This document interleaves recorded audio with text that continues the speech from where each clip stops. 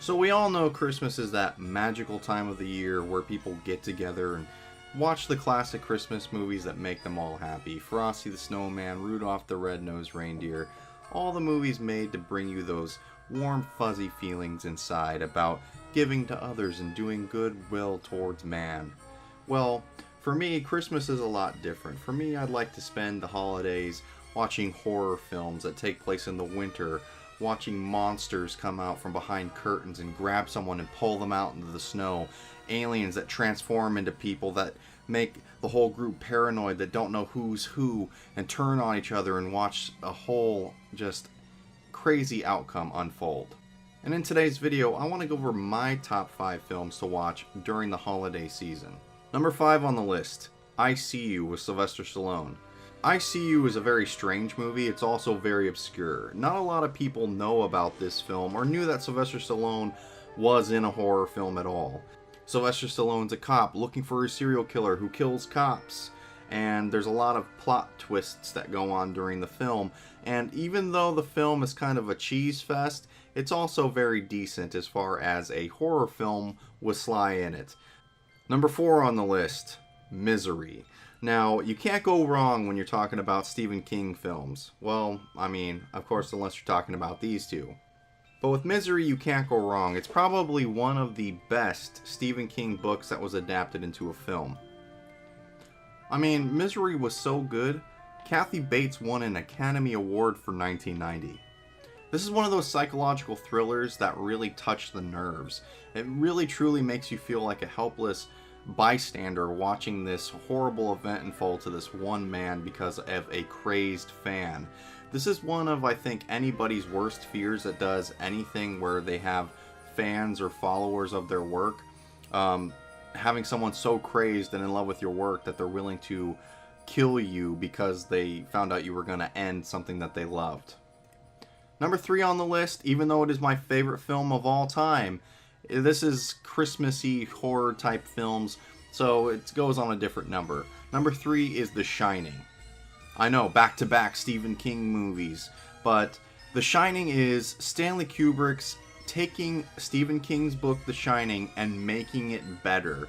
For me personally, I feel like this is the reason why Stephen King really truly doesn't like the film, because he took Stephen King's idea, took out some of the boring parts of character development that you need in a book, and made it more scary, made it more about the ghosts, made it more about the psychological aspects that take place in this hotel, as well as the paranormal aspects.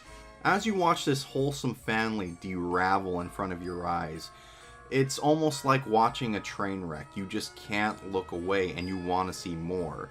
You want to know what's going to happen to these people. You get invested into each character, and it seems like it's kind of hard to do in a movie when you're given 3 characters of which you may not relate to. And while there's some big changes compared to the book to the movie, it actually holds up really well. Now, I know Stephen King has different thoughts on this, but that's because I feel like Stanley Kubrick took Stephen King's idea and made it better, made it scarier, made it more interesting. I know that might be blasphemy to some who say like, oh, Stephen King's work should never be changed, but in fact it can be, and Stanley Kubrick was the man to do it. Number 2 on the list, John Carpenter's The Thing, or you can watch the 1950s version of A Thing from Another World. This was really hard to put at number 2 because I feel like The Thing is the perfect sci-fi horror film for this time of the year. You have an isolated base in the middle of Antarctica, a team who is faced with an alien organism that can transform and manipulate the cells of whatever it touches and comes in contact with to look and act and be whatever it touches. So There could be your best friend sitting next to you, but in reality, it's the monster, it's the alien, it's the thing that wants to kill you, consume you, will do anything to survive, to go infect and plague the rest of the world.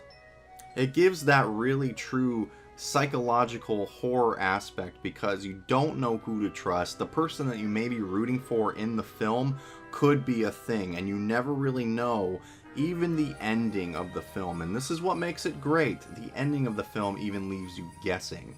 And for me, I feel like horror movies, that is a way better ending to go with when you don't know the complete answer.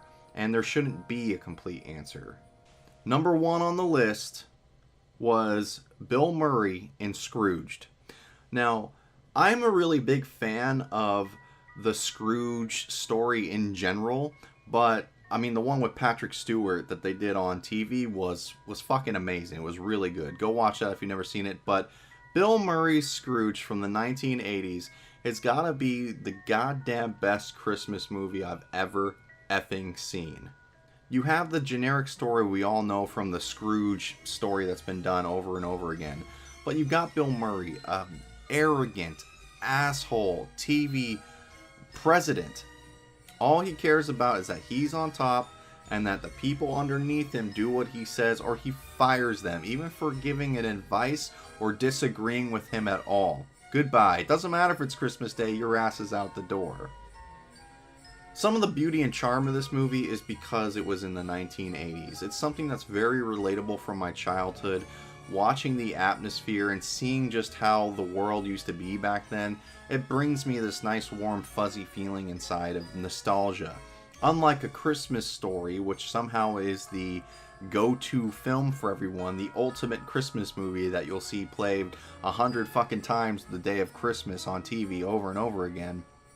It's hard to relate to that movie because it's supposed to be set in like the late 1950s. I can't relate to that because I wasn't a kid then, but I was a kid in the 80s and then the 90s, and I know all the stuff that this movie is showing off, most of which kids these days will have no clue how to use a regular TV, what cable stations are, a VCR as a gift. That's right, VCRs, for those of you who don't know, used to be like a $600 purchase.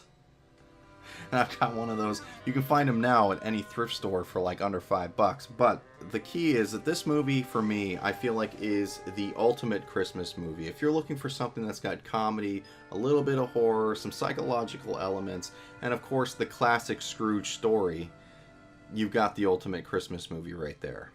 Anyway, guys, that's my top 5 list for Christmas movies to watch. Most of them are horror related because, you know, well, that's what I like. Of course, there's the honorable mentions like Jingle All the Way with Arnold Schwarzenegger, which I don't know why people shit on. It's actually like a really funny Christmas movie, so I don't understand why people dog it so much. As you could see, I got fucking Turbo Man right there in the corner. Anyway, guys, that was my top 5 list for horror films for Christmas to watch, and I really hope you enjoyed this video, and I'll see you on the next one.